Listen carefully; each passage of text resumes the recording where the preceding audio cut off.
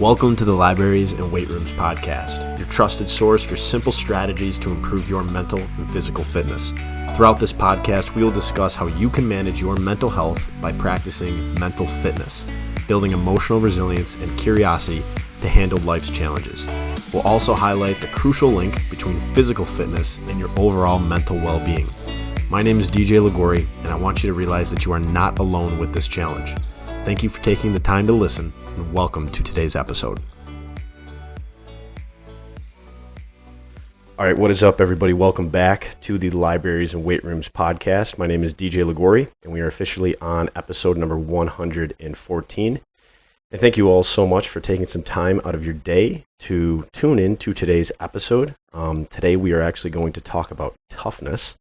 And what I want to do is I want to kind of outline an interesting story that happened to me and caused me to change the way that I really looked at toughness and what it meant to be a tough person.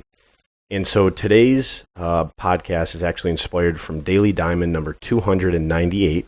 And I mentioned this last time. If you want to sign up for the Daily Diamonds, these are free little mental fitness tips that we send out each week to our clients in our community. You can go to yourdailydiamonds.com. They're completely free. You sign up and you'll immediately get your first Daily Diamond, and then you will get the remainder of them moving forward. And we've gotten a lot of really great positive feedback from these. And so what I want to do is I go through the Daily Diamonds, and then I get inspired by one of the Daily Diamonds, and then I create a podcast about it, because these are ideas that we have been learning through some of our own coaches and our own mentors, and we believe that these ideas can truly help you become more mentally fit and help you ultimately achieve your potential quicker.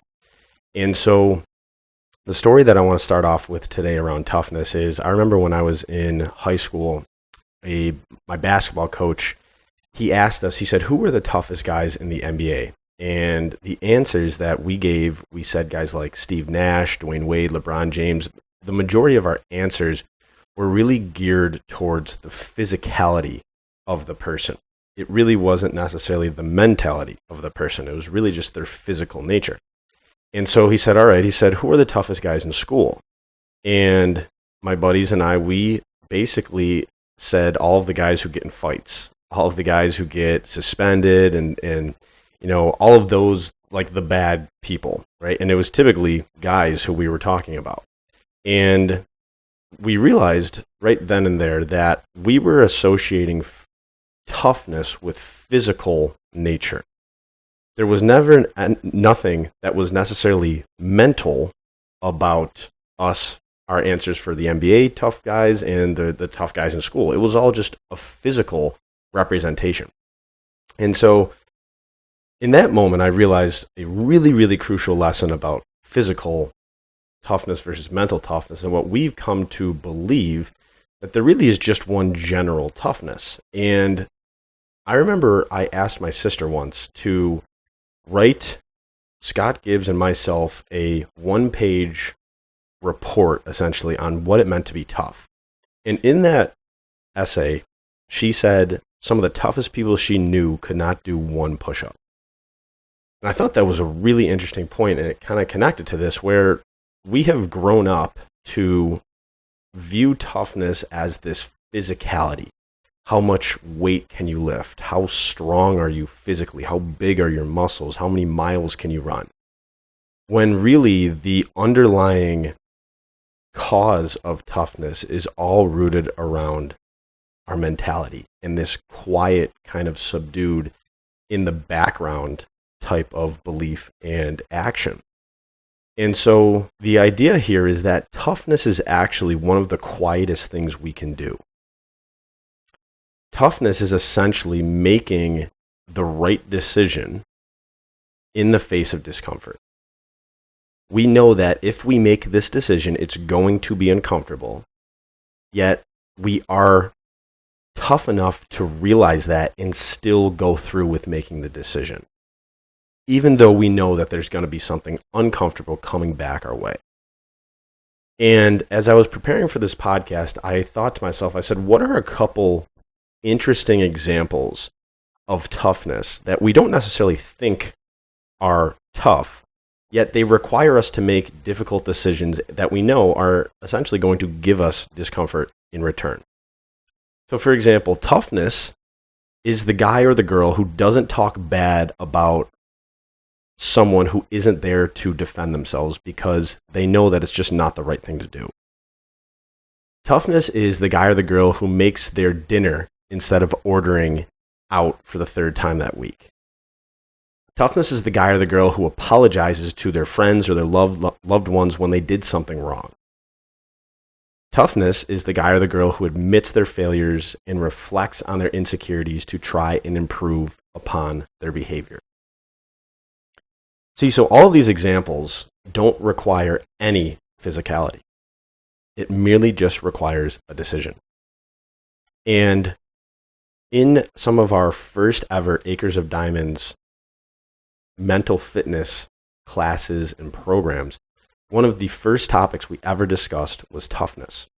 One of the questions we asked the members of the groups was, who was the toughest person that you knew? And every single person answered that question in the sense that physicality was not a part of the toughness label.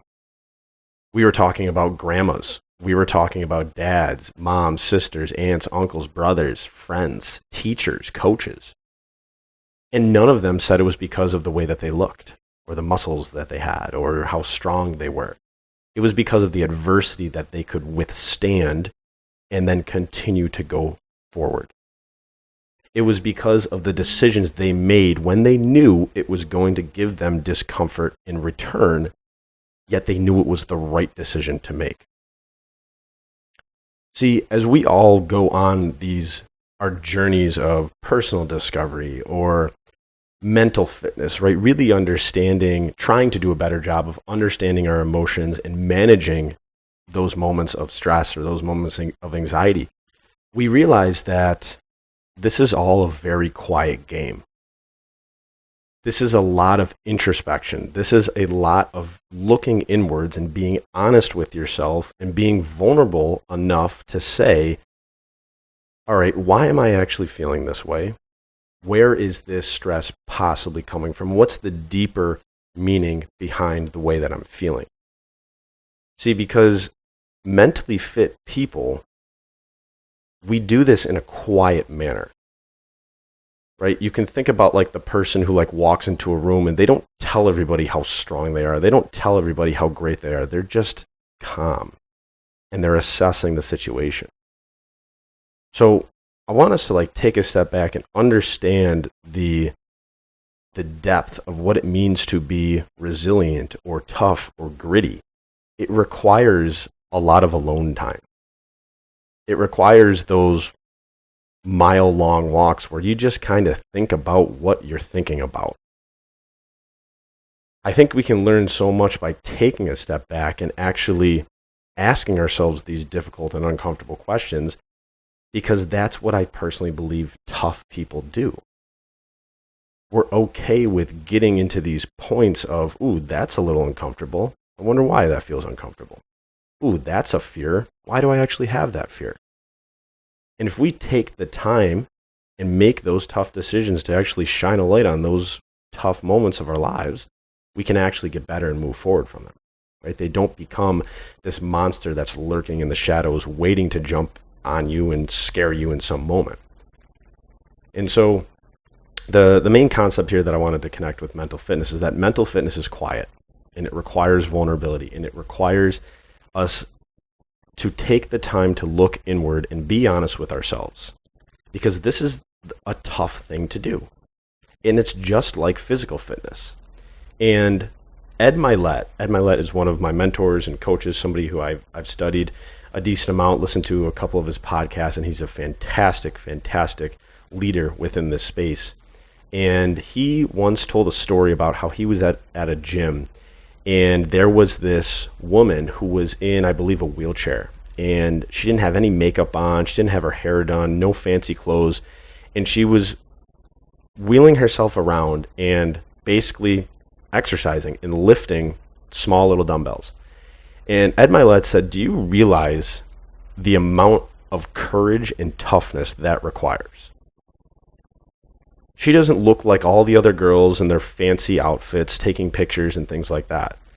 He goes, she's literally in a wheelchair, Hair isn't made, no makeup, no fancy clothes, and she is literally wheeling herself around lifting 5-pound dumbbells.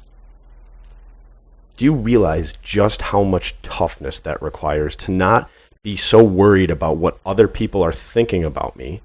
I'm just going to do this because I know it's the right thing to do. And it's going to help me. And those others' opinions of me are not worth me not doing this. That, to me, is just a beautiful definition of toughness, right? Where we take that time to really, ask ourselves those questions, look inward, and then make the decision that we know is ultimately going to help us moving forward. And I thought that when Ed Milet told that story, it was just such a powerful representation of how toughness is really not a physicality. There's no physical nature to it. It is merely a mentality and a decision to still go forward amongst the discomfort and the uncomfortability. So, in conclusion, toughness is quiet. All right, toughness lurks in the shadows and it has nothing to do with physicality.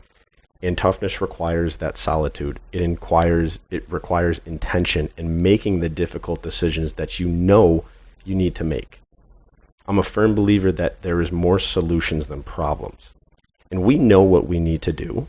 The question is, are we tough enough to actually make the decision to do it? And this is difficult. This is why it requires us to make those decisions in the face of discomfort. All right, so I want to leave you guys with this. Who is the toughest person that you know? And how tough are you? All right, podcast number 114, inspired by Daily Diamond number 298. If you would like to sign up for the Daily Diamonds, you can go to yourdailydiamonds.com. Thank you so much for tuning into today's episode. I hope this was valuable. And if you liked it, if you enjoyed it, I kindly ask, give it a rating, give it a review, share it to somebody.